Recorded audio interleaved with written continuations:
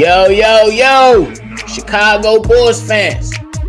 Mr. Headband has spoken. Alex Caruso.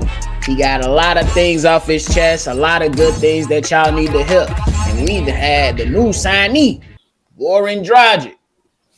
He had some things to say about, you know what I'm saying, the Brooklyn Nets.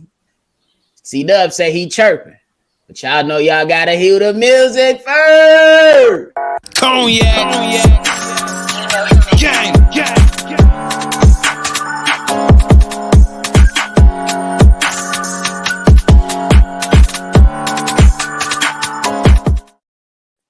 That's intro music. Shot Boys Podcast with Cognac Boys. I'm Cognac Boy Bobby, and I'm with my dude. CDubb, how you doing, boy? I'm feeling great, man. What we got on the docket? This is a special docket right here. Today is gonna be a lot of Caruso comments, ladies and gentlemen. We're gonna dissect it. He went on an interview with them boys over there with JJ Redick and those guys. He had a lot of comments to say. He had some comments about Giannis, talked about that, and comments about the LA Lakers as well. And then we're gonna jump into that Goran Dragic and Danilo Gallinari, just with the little splash of that. But we're going to talk about Mr. Headband first, because Mr. Headband was a great signing. Every time we talk about him, I'm going to give another shout out to the damn Lakers. So for like the umpteenth time, shout out to the Lakers, shout out Bron, shout out Jeannie Buss for being some cheap idiots. I appreciate y'all. So one of the comments he does that I got to get into first is that Alex Caruso pretty much said, man, look, he ain't make no excuses for last year, but he did go out and say that he enjoyed it and he embraced it. He said that the Bulls, Chicago is a great city and the Chicago Bulls is a great organization to play for. He described his first year as a dive into the deep end. And he said he want to keep on swimming. What are your thoughts and your reactions to that? The first word that come to my mind is ditto. Because we feel the same thing about you, Alex Caruso. You've been a godsend to us, man, just like we did a couple minutes ago. We want to thank the LA Lakers for giving you access to your talents, giving us access to your talents. You know, I feel like maybe they thought you weren't good enough to play on their team, but guess what? You good enough to come play on this team and be the heart of this team. That's what I call you personally, the heart of this team. I'm mad that you missed so many games because of some. Ooh, I can't even stand his face. I don't even want to say his name on here. But you know who I'm talking about, that boy in Milwaukee over there. Great. But man, we appreciate your effort, your leadership, and just your overall basketball IQ on that floor. It look like you teaching you can always tell when a player make a splash on a team. You see players doing other things, trying to do better in their game, mimicking another player's game. Like you see Ayo out there playing even more aggressive defense and getting steals, poking the ball out. You could probably attribute some of that to Alex Caruso and his basketball know-how. Hey man, we appreciate you too, man. The feeling is mutual, my man, Headband man. Bro, I remember AKA Remy from what's that with Ice Cube? Higher Learning. This man funny as fuck. I remember back in the day we used to have Headband, if y'all know what I mean. Goddamn. I don't know if it's still out there. I ain't test the waters in a while, but goddamn. Hey, but look, shout out Alex Caruso, man. We definitely appreciate you. CDubb said enough for me. He said he covered enough for the both of us. You feel me? He was also asked what would he change? If he could go back, would he change anything about that 2021 offseason? He said he wouldn't change nothing. You feel me? It went how it went, and he felt like he was meant to be right here with this team. He said he think he got the most money that he could get, and he got the best opportunity that he can get. So that's just good stuff to him, man. But I know CDubb, you want to definitely dive into this next one. You know what I'm saying? Mm-hmm. So, there was times to where, he had the match with, speaking of the Milwaukee Bucks, Grayson Allen, all them boys over there.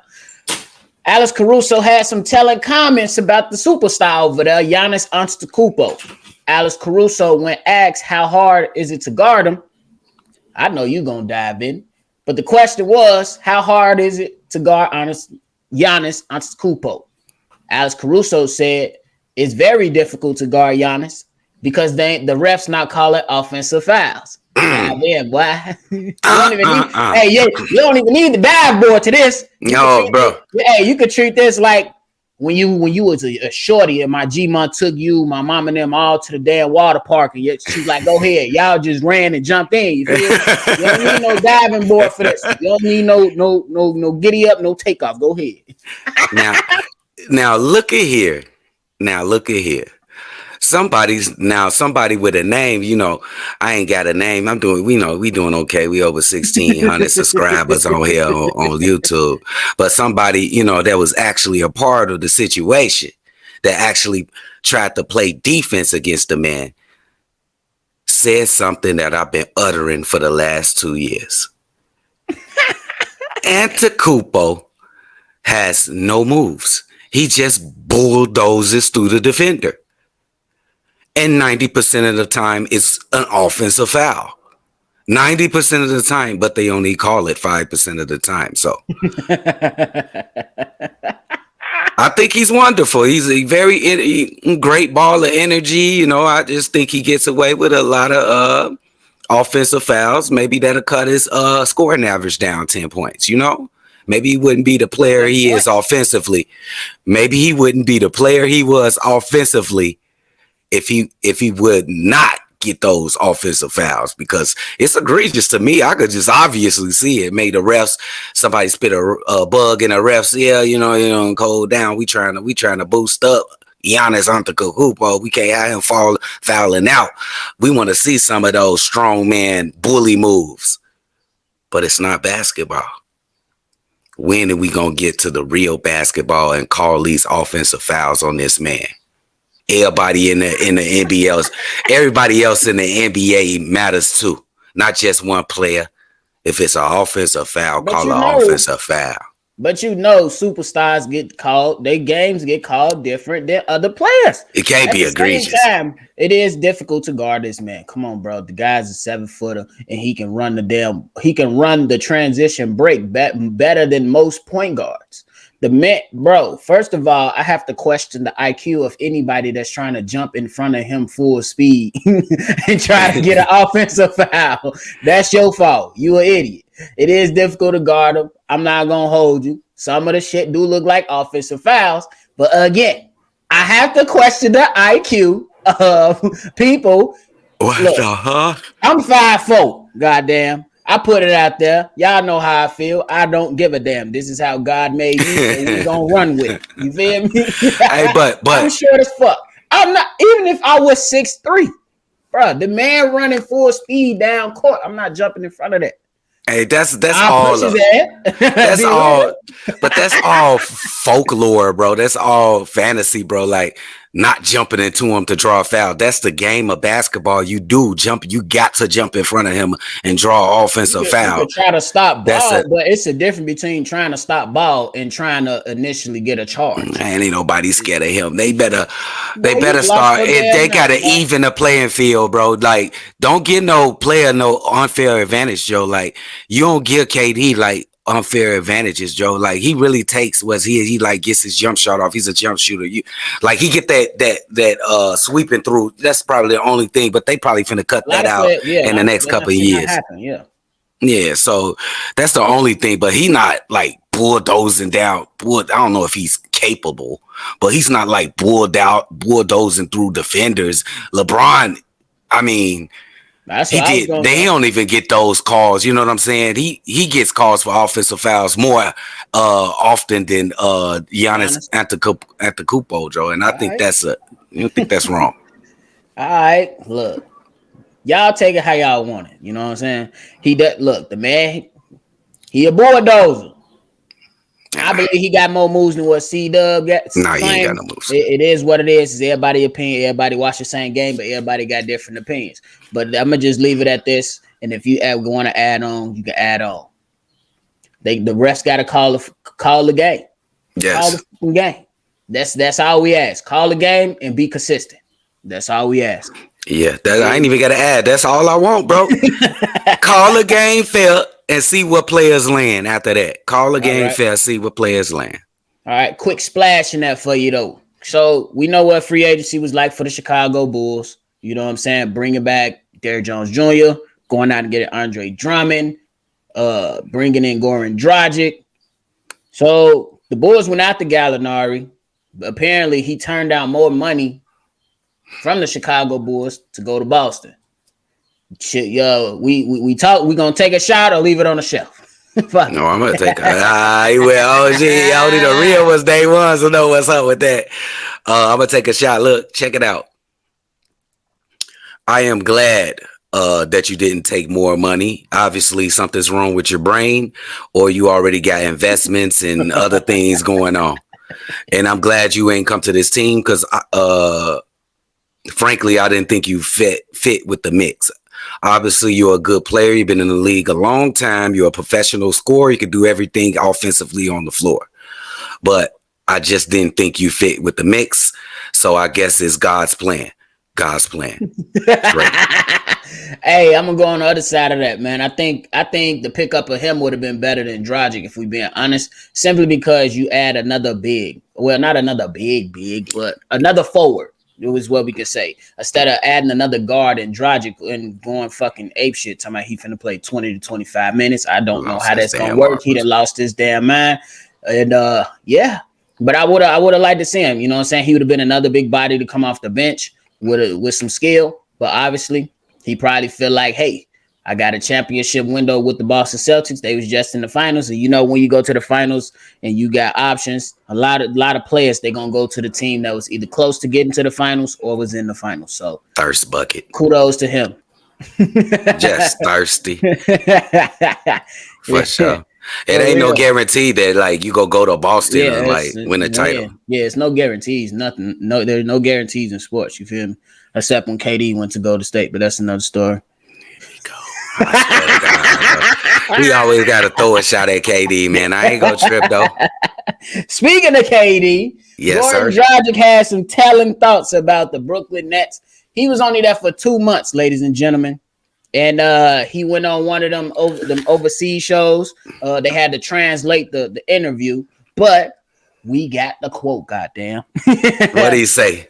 He said that it was difficult. The Nets playing with the Nets was difficult because everybody pretty much was focused on individual instead of the team. What does that tell you, CDubb?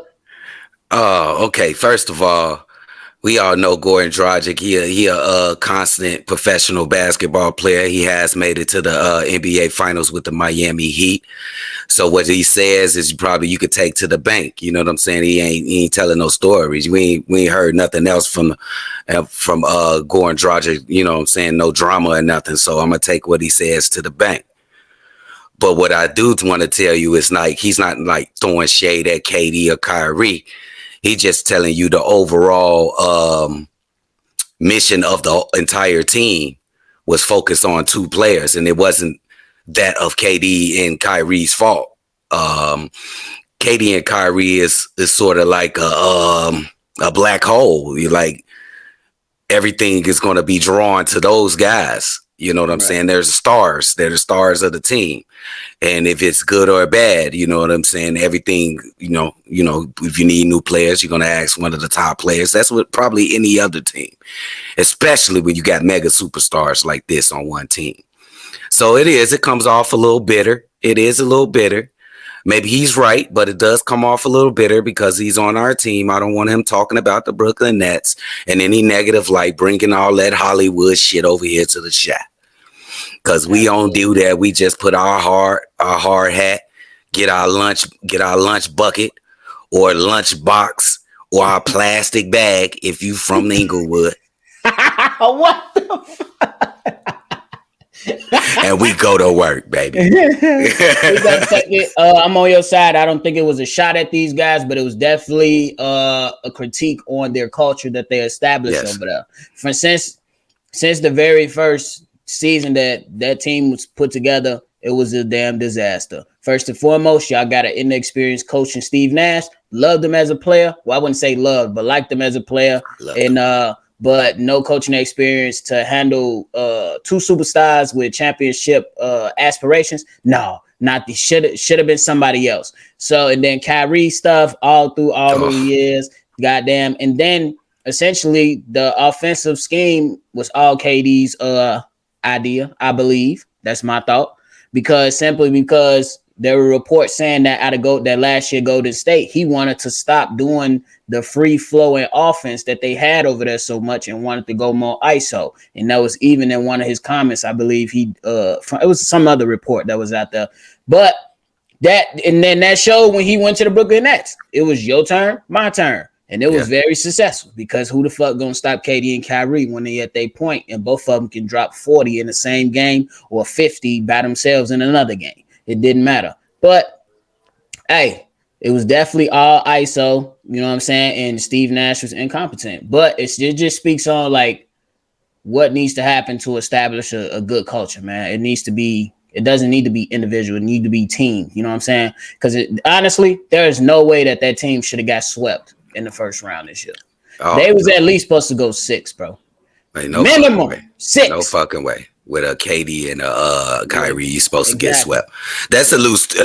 Kyrie can win one game and KD can win. They should have won at least 2 games. Shit, if the Bull, you know what I'm saying? We won 1 game at least. Damn. Yeah, DeMar got us 1. Your superstar, I believe whoever brought that up, I forgot which commentator said that. I get credit. Superstars give you 1 game, bro. You gotta get DeMar 1. Did that. Got to get at least 1. So, Allen Iverson got 1 against the Lakers. He got 1. And he was outnumbered. So bro. There you go. Gary, hey, look at one more. Gary Payton got you 1 against Mike Nim. Sean Kemp got you another 1 against Mike Nim in the finals, 96. Yeah, so bro. You get 1. So yeah, unacceptable. But it definitely speaks to what needs to happen. You know what I'm saying? But shit, hey, he said what he said. It is what it is. Final thoughts, my boy. Final thoughts. Oh, final thoughts is, man, it's good to hear from Alex Caruso. Look like he doing his rounds out there, man. You know how much we love Alex Caruso, man. Headband, man. And Goran Dragic, that's enough. Okay, you said your piece. Let's get, this ain't Hollywood, baby. This ain't Brooklyn or LA, baby, or wherever you come from. This the shot. Now the time to put the BS behind you and let's get to work and come play your less than like 15 minutes. It ain't 20 or 25. You are tweaking my guy. That's all I got. Final thought says, hey, Dragic said what he said. And shout out to Caruso, man. Keep doing what you're doing. We hoping that you can come back a lot healthier and do what you do. You know what I'm saying? And if Grayson Allen push you one more time, it better be a brawl out there. We don't condone violence, but if he push you out the air again like that, he attacked you first. We claiming self-defense, my boy. But hey, if you're new to the channel, hit that like button, subscribe, and hit that notification bell as well. So every time we drop, you be the first one to know. And don't forget, once we cross 2K, it's gonna be a giveaway. One lucky person. Yeah. 1. Not 2, not 3, not 4. We ain't on LeBron them. We got 1. We got 1 lucky person gonna get a jersey of their choice. But you gotta choose between Levine or DeMar. That's it. Coming straight from NBA shop to a door near you. Nah, I'm just but hey, appreciate y'all. Thanks for continuing to rock with the game. Y'all gotta rock out with the music. Let's get it. Cognac. Gang.